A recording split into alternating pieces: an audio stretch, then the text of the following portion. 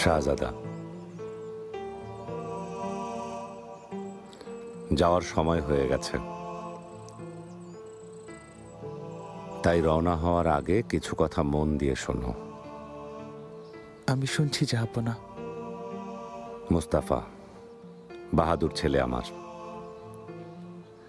শোনো।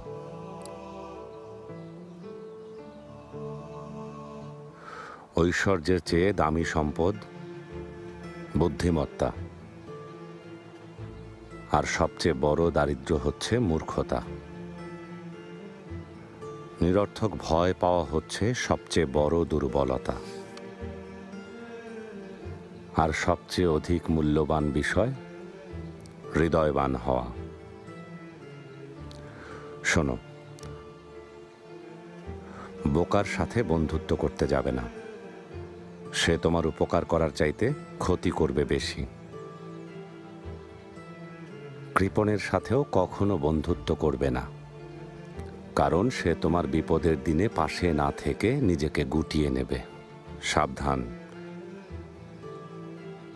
কোনো পরনিন্দাকারীকেও নিজের বন্ধু বানিও না, কারণ সে নিজের প্রয়োজনে তোমাকে ব্যবহার করবে।